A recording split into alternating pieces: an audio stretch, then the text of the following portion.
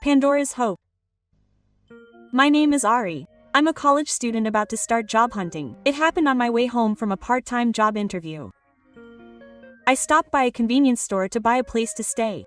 She said she didn't want me to do the checkout. As soon as I entered the store, the woman's angry voice pierced my ears. A middle-aged customer was pushing a young, high school-aged clerk. I could tell at a glance that the clerk was shaking and panicking. Even so, the woman continued to scold her, saying how dare she use that machine. It seemed that she had been told to use the self-checkout and was cut off. I guess she only asked because they were short-staffed and had a delivery. Looking around, it seemed that everyone wanted nothing to do with this dangerous woman. So I turned off my stomach, went over to her, and patted her on the shoulder. If you don't know how to use it, I'll teach you. The woman seemed surprised and pursed her lips. In cases like this, the situation can be resolved more quickly if a third party intervenes. I felt sorry for the clerk, but it was precisely because I knew that I was able to act on my own. It seemed that the woman calmed down just as I had hoped. Finally realizing that he was the center of attention, his face turned bright red. Unable to bear my cold attitude, he shook off my hand and ran away.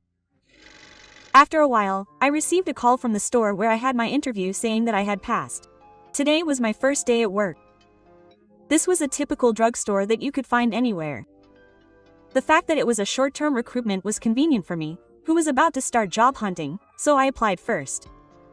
There was another reason why I was happy to have passed.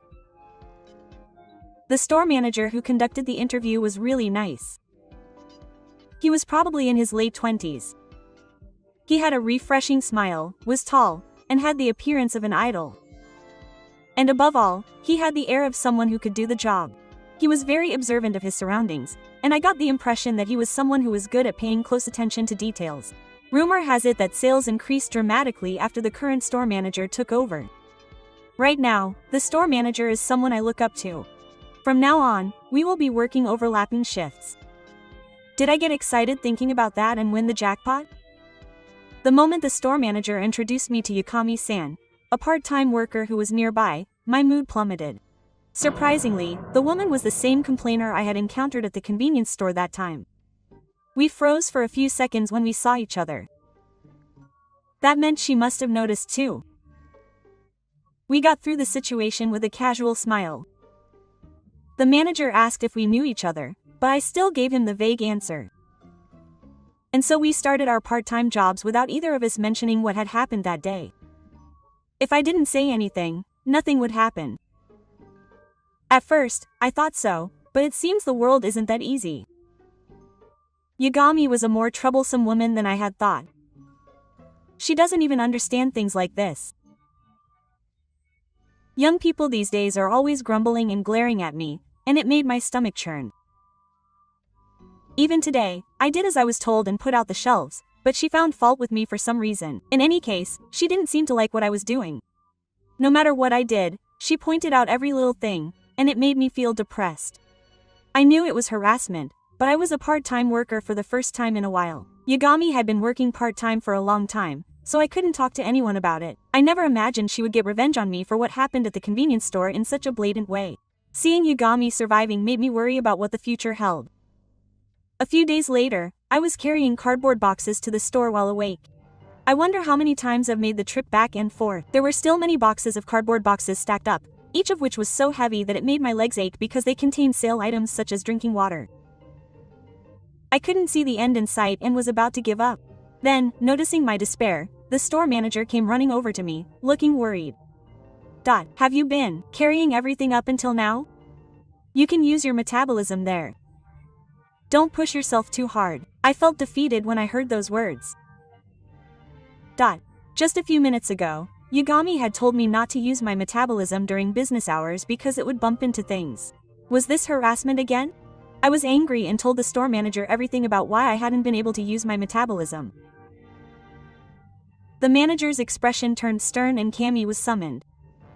He scolded me for making up rules that didn't exist and causing trouble for the new employees, and Yagami looked disappointed.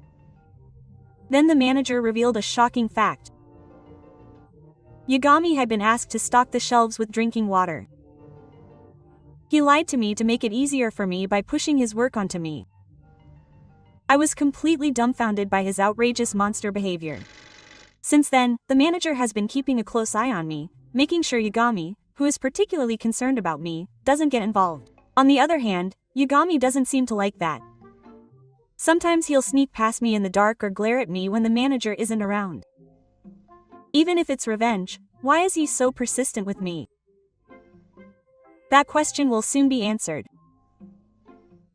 I heard from my colleagues that Yagami has had a crush on the manager for a long time. He's been making advances on her for a long time, but she's completely ignored him.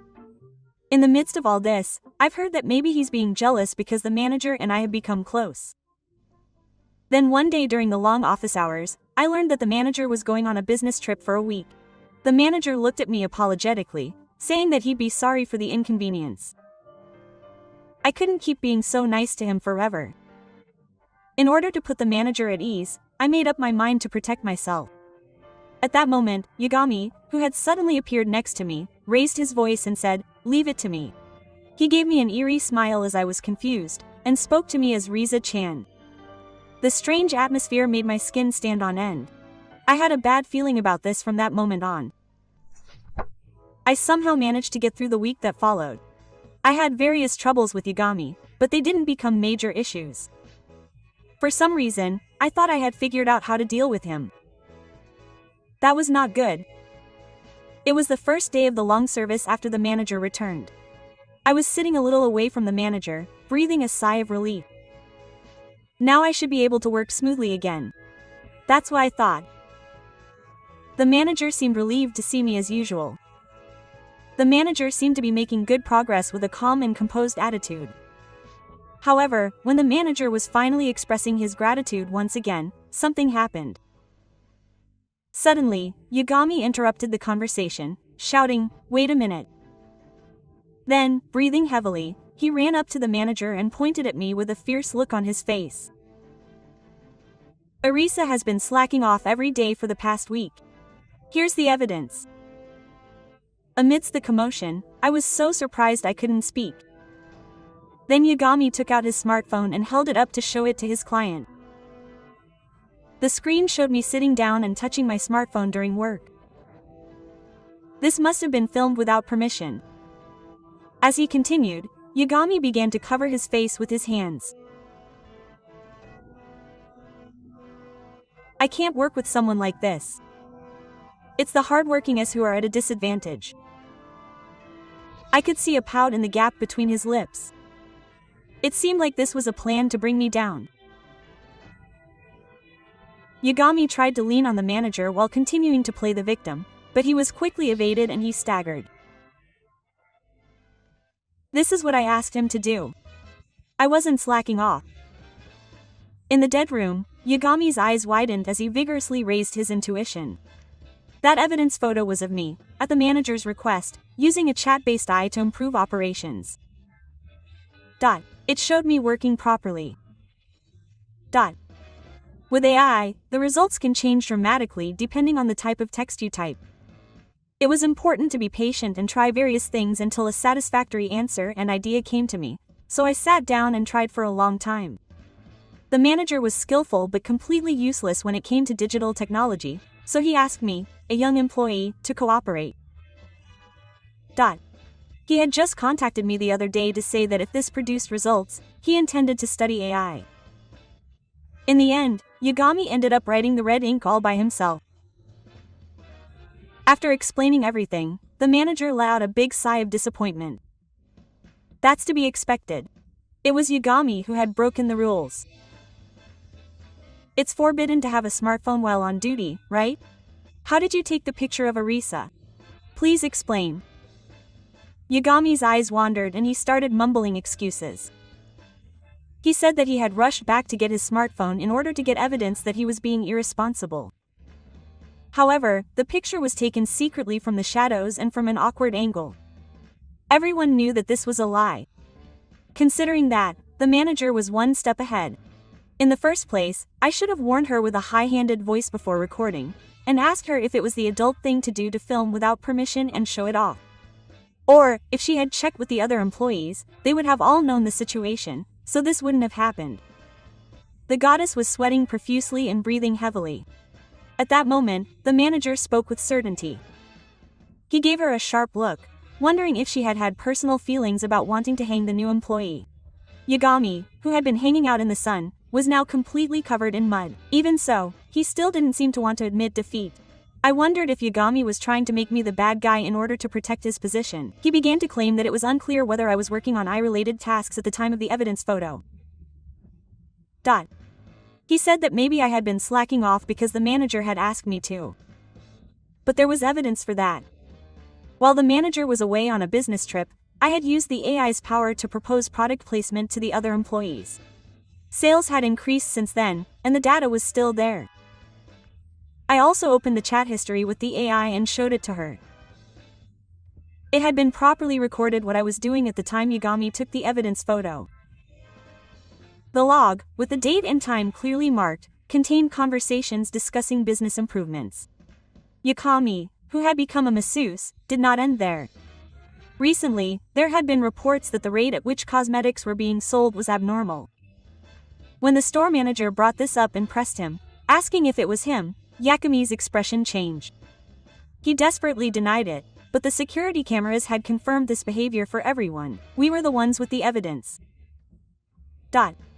The store manager ordered us to disband, leaving Yagami alone to continue his baseball activities. It was then that I learned for the first time that the usually gentle store manager was terrifying like a demon when angry.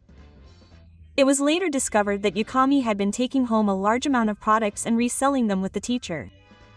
Furthermore, it seems that the resale account had even listed cosmetics that had been shoplifted from the store. The higher-ups were not silent about this.